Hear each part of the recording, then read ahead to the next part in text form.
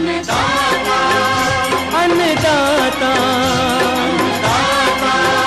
अन्नदाता, नीत तुम्हारा अन्नदाता, पग पग पर है संग तुम्हारे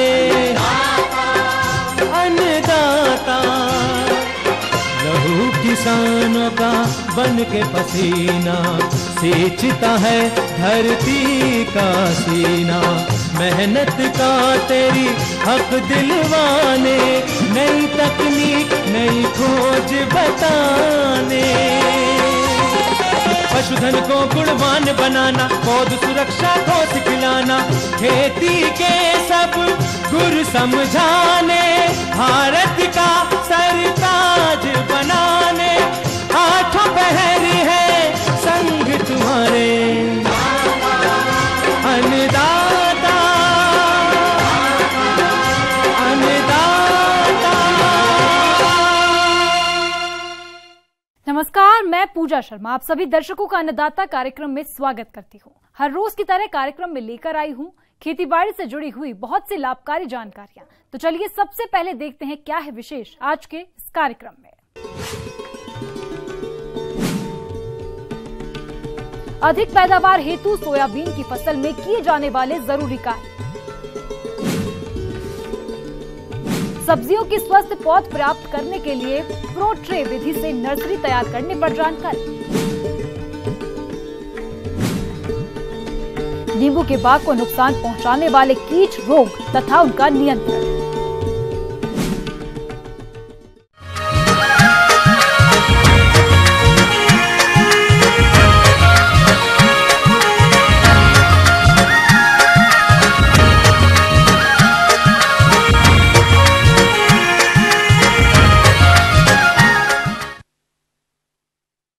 हमारे प्रदेश में सोयाबीन की खेती व्यापक क्षेत्र में की जाती है और जो किसान भाई इसकी खेती कर रहे हैं उनकी फसल बुआई के समय अनुसार बढ़वार की अलग अलग अवस्थाओं पर है और इस फसल से आगे चलकर अधिक पैदावार मिले इसके लिए इस समय कुछ कार्यों को करना बेहद जरूरी है। तो कौन कौन से हैं ये कार्य, किसान इन्हें किस प्रकार से करें, आइए जानते हैं जवाहरलाल नेहरू कृषि विश्वविद्यालय जबलपुर के वैज्ञानिक डॉक्टर संजय सिंह से। मेरे प्रिय किसान भाइयों, जहाँ तक मैं समझता हूँ कि लगभग हमारे जो किसान भाई हैं सब लोगों ने सोयाबीन की बुआई है पूरा कंप्लीट कर लिया है।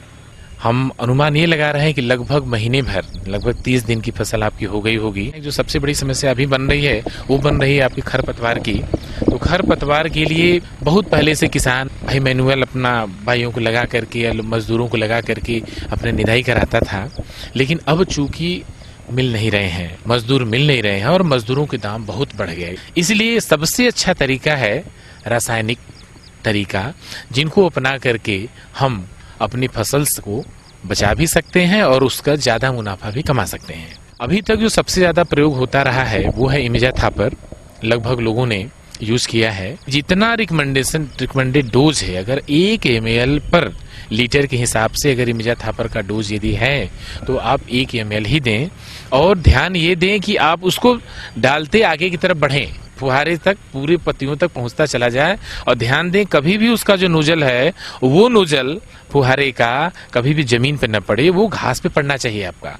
और हमने जो देखा कि इस रसायन के उपयोग से लगभग मोथा प्रजाति को छोड़ करके लगभग सब खत्म हो जाते हैं, सब नष्ट हो जाते हैं। दूसरी इसी में एक कॉम्बिनेशन है आपका ये प्रोपिक्विजा और प्लस आपका इमिजा थापर। इन दोनों के जो डोज आ गए इसका प्रभाव थोड़ा ज्यादा हो गया। तो किसान भाइयों से अनुरोध ये भी है कि बाजार में हो जाएं और इस तरह की दवाएं यदि जिनमें दोनों कॉम्बिनेशन है इनको लें, तो इनसे क्या होता है कि मूथा वाले जो हैं उनमें भी बहुत सारा असर पहुंच जाता है, जिससे इसका असर ज्यादा देखने को मिलता है और कचड़े बहुत ज्यादा साफ हो जाते हैं और किसान को एक लाभ मिलता है। खरीफ मौसम की फसल होने की वजह से सामान्यतः सोयाबीन की फसल में सिंचाई की आवश्यकता नहीं होती और फलियों में दाना भरते समय अर्थात सितंबर महीने में यदि खेत में नमी पर्याप्त ना हो तो आवश्यकता अनुसार 1 या 2 हल्की सिंचाई करना सोयाबीन की फसल से अधिक उत्पादन लेने हेतु लाभदायक होता है। और अगर ज्यादा बारिश होती है तो ऐसी दशा में खेत में उचित जल निकासी की व्यवस्था करनी चाहिए। अब तीसरी बात जो आती है वो आती है जल प्रबंधन की। तो हम बता दें आपको अधिकतर किसान भाई जो खेती करते हैं वो हमेशा सोयाबीन की खेती ऐसे एरिया में ही करते हैं जहां पर कि पानी ज्यादा न लगे और पानी यदि बरसे भी तो पानी निकल जाए। लेकिन फिर भी कुछ ऐसी एरियाज हैं जहां पर कि पानी लगता है। तो अब हमारा आपसे किसानों के लिए सजेशन यही है कि यदि ऐसे एरियाज में आपने अपनी फसल बो दी है जहां पर पानी लगने के चांसेस हैं, तो आप मान के चलें कि ये जो समय है आपका सबसे क्रूशियल समय है पानी से निकालने का। ये अभी क्योंकि 30 दिन के पौधे है तो 30 दिन के पौधों को पानी बहुत ज्यादा नुकसान करता है, इसीलिए आप छोटी सी नाली बना करके खेत से अपना पानी बाहर निकाल दें, अन्यथा आपका पूरी फसल चौपट हो सकती है। आज के समय में सोयाबीन की फसल भी कीटों के प्रकोप से अछूती नहीं है। ऐसे में जरूरत है कि किसान भाई इसमें लगने वाले कीटों को सही पहचान करके समय पर इनका नियंत्रण करें। अब बात आती है कि किसान भाई अपने स्तर पर कम खर्च में इन कीटों का नियंत्रण किस तरह से करें, इस बारे में जानते हैं। दूसरी बात हम करते हैं आपका कीटनाशकों का।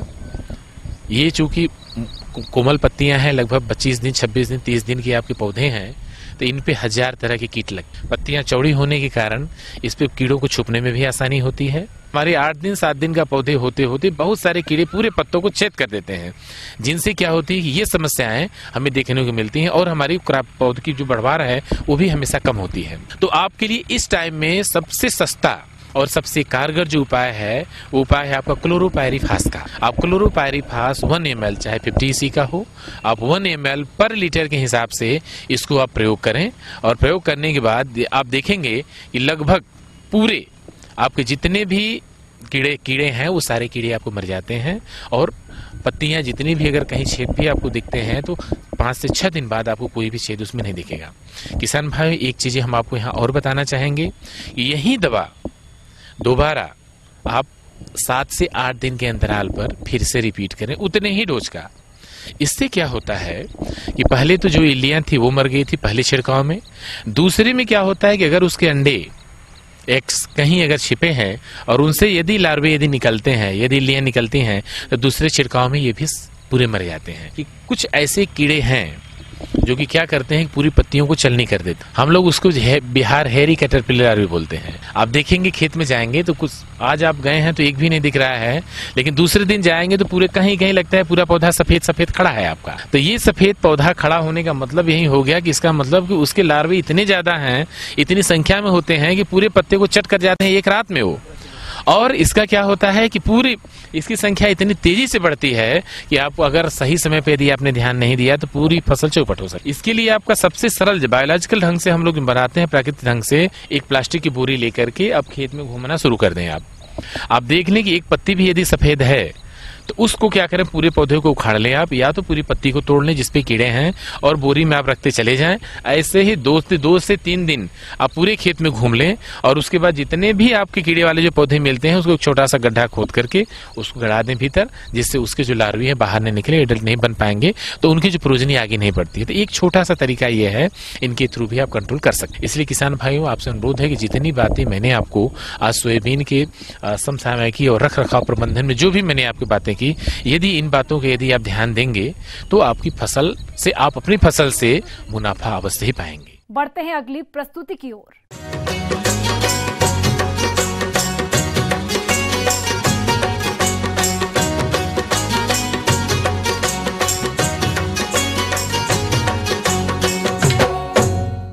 हमारे प्रदेश के जो किसान भाई सब्जियों की खेती के लिए नर्सरी डालना चाहते हैं, यदि वे चाहे तो प्रो ट्रे में नर्सरी तैयार करके स्वस्थ पौध तैयार कर सकते हैं।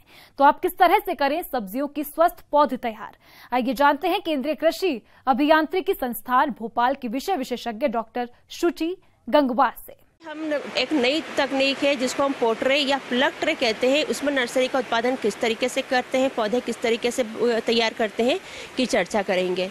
प्लास्टिक प्रो ट्रे में सब्जियों की नर्सरी पौध तैयार करने की तकनीक। इस तकनीक द्वारा सब्जियों की पौध को तैयार करने के लिए प्लास्टिक की खानेदार ट्रे का प्रयोग करते हैं। प्रो ट्रे के खाने शंकु आकार के होने चाहिए, क्योंकि ऐसे खानों में पौधे की जड़ों का समुचित विकास होता है। टमाटर, बैंगन और समस्त बेल वाली सब्जियों के लिए 15 से 20 घन सेंटीमीटर आकार के खानों वाली ट्रे का प्रयोग होता है, जबकि शिमला मिर्च, फूल गोभी वर्ग की सभी सब्जियों को 8 से 10 घन सेंटीमीटर आकार के खानों वाली ट्रे उपयुक्त रहती है। इस विधि में पौध को भूरहित माध्यम में उगाया जाता है। यहाँ पे आप लोग देख रहे हैं कि ये जो पोट्रे है प्लास्टिक की बनी हुई होती है, इसको प्लग ट्रे भी कहते हैं। ये आपका जो है 50 खंड से लेकर जो है 98 खंड तक के आते हैं। इस पोट्रे में नीचे जो है छेद बने होते हैं, जिससे कि जो है पानी जो है इसमें इकट्ठा नहीं हो पाता है और नीचे से निकल जाता है। पौधों की जड़ें बहुत अच्छी इसमें ग्रोथ करती हैं।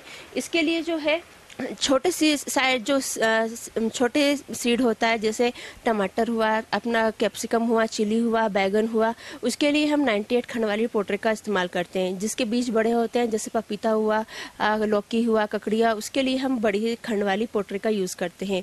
अब इस पोट्रे में भरने के लिए हम जो है सॉइललेस मीडिया का यूज़ करते हैं।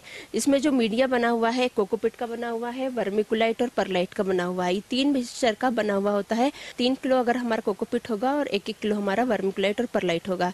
किसान भाइयों, अगर हमें वर्मिकुलाइट और परलाइट अगर नहीं मिल रहा है तो हम 3 रेशो कोकोपीट का और 1 रेशो हमको वर्मी कंपोस्ट का लेते हैं। इसके लिए हम 3 किलो कोकोपीट लेंगे और 1 किलो वर्मी कंपोस्ट को मिलाकर मिक्सचर में भरेंगे।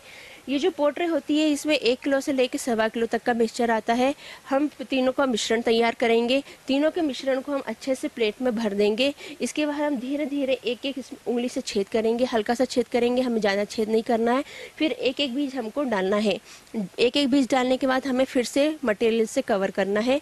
फिर हमको इन ट्रे को छायादार स्थान पे 8-10 ट्रे को एक के ऊपर एक करके रखना है। ऊपर से हमको बहुत मोटी पॉलीथीन कम से कम 100 माइक्रोन से इसको कवर करना है, जिससे कि अंदर का टेम्परेचर बढ़ जाए और इसमें जो पौधों का जर्मिनेशन है जल्दी से आ जाए। 3 से 4 दिनों में पौधों को जर्मिनेशन आ जाता है। 3 से 4 दिनों में जब पौधे का जर्मिनेशन आ जाए तब इसको हम उठा के किसी सुरक्षित स्थान पर रख सकते हैं। इन पोट्रे की व्यवस्था ये होती है कि आप देख रहे हैं यहाँ पे पौधों की दूरी उचित बनी हुई है, तो इसमें पौधों की बढ़वार के लिए अच्छी उसमें वृद्धि की अवस्थाएं मिल रही हैं।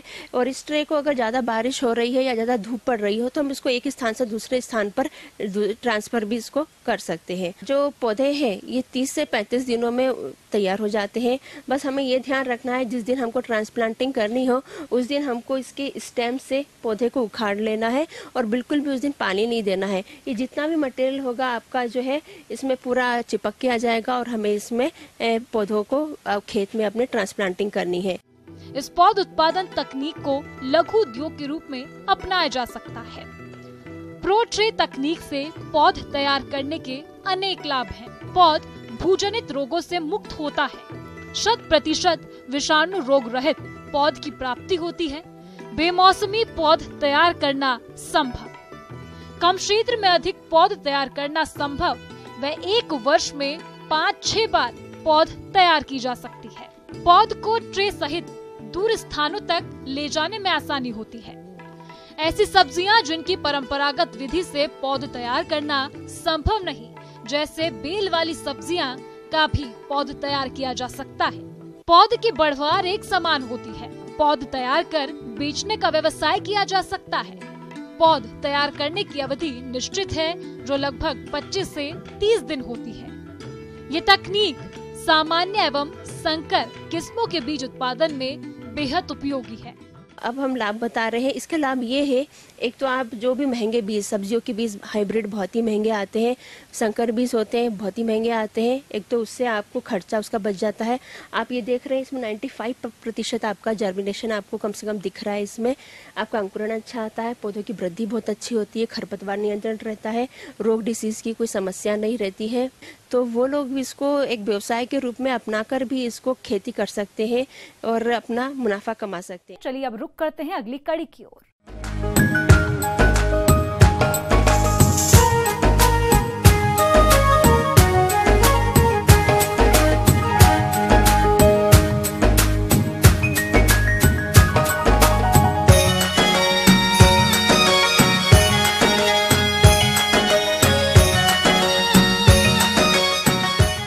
अपने प्रदेश में नींबू की बागवानी बड़े पैमाने पर की जाती है, लेकिन इन बागों में कई तरह के कीट एवं रोगों का प्रकोप होता रहता है, जिनका यदि समय पर नियंत्रण नहीं किया गया तो नींबू के बाग को भारी क्षति होगी।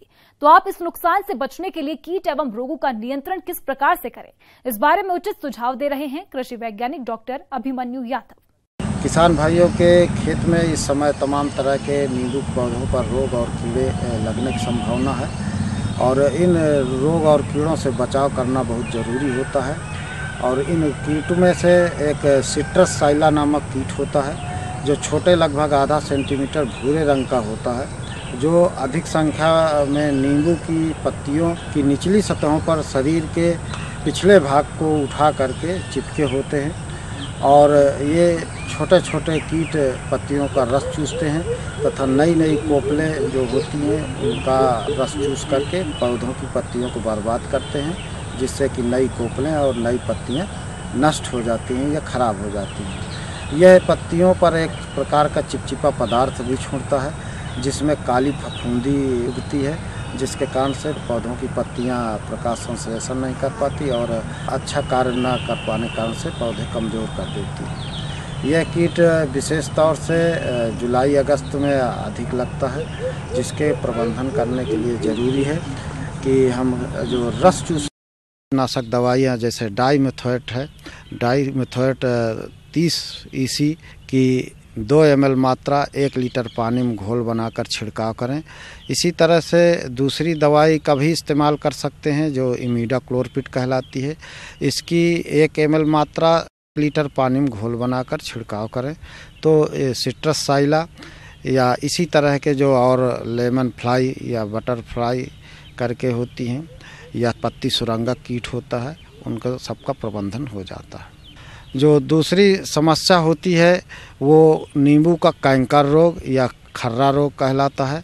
यह जीवाणु के कारण से बीमारी होती है जो सर्वप्रथम पत्तियों में शुरू होती है। पत्तियों में खुरदुरा और भूरे रंग का धब्बे बनते हैं जो धीरे धीरे पत्तियों से टहनियों में और यहाँ तक कि पूरे पौधे पर हो जाता है।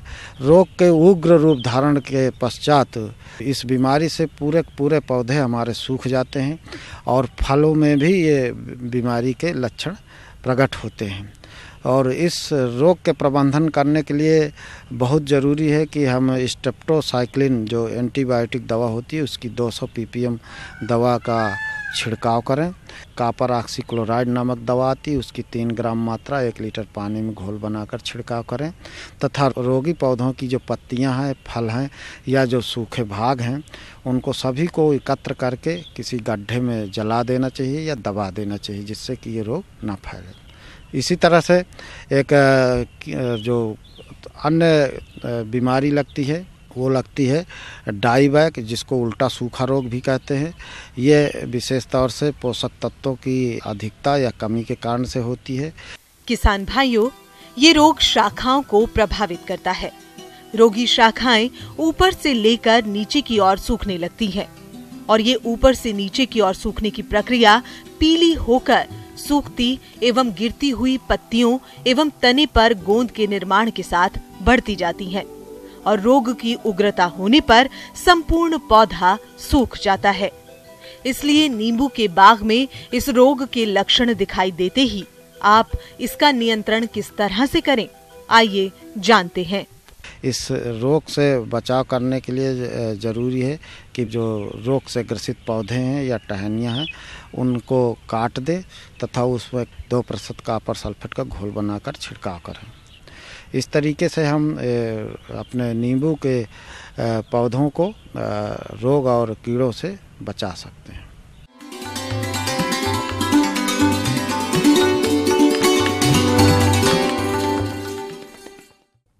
जॉन डियर अन्नदाता हेल्पलाइन निशुल्क फोन संपर्क सेवा के माध्यम से आपके द्वारा पूछे गए प्रश्नों में से 1 या 2 महत्वपूर्ण प्रश्न को हम अपने कार्यक्रम में शामिल करते हैं।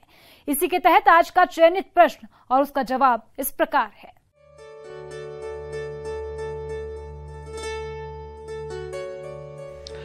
आज की अन्नदाता हेल्पलाइन में हमने जिस प्रश्न को शामिल किया है उसे पूछा है जिला बिलासपुर के सुभाष चंद्र ने। आपने पार्थेनियम घास के समन्वित नियंत्रण के बारे में जानकारी चाहिए, तो इसके लिए देखिए कार्यक्रम का यह अंश।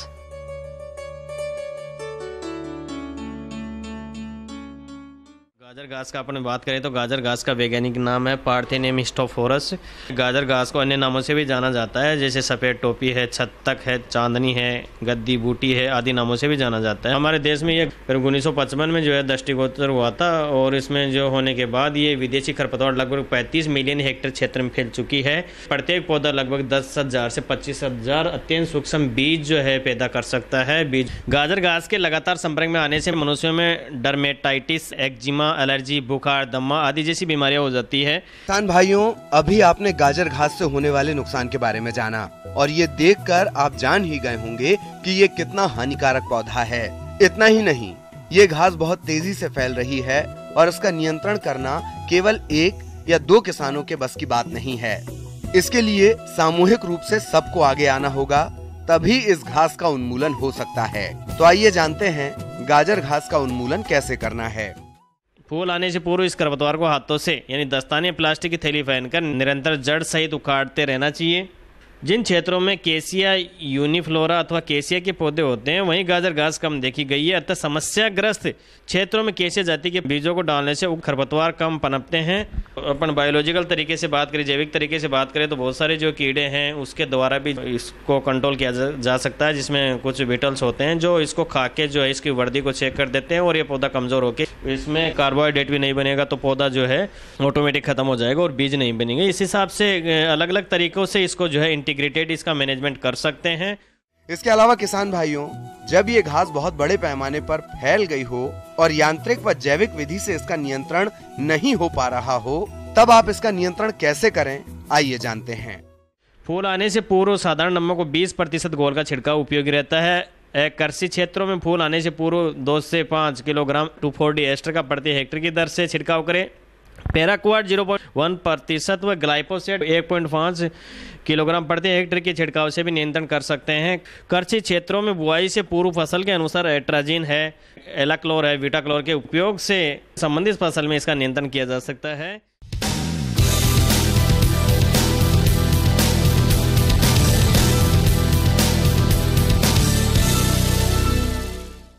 राज्य की विभिन्न मंडियों में कृषि उत्पादों के चढ़ते उतरते बाजार भाव की संक्षिप्त जानकारी इस प्रकार है।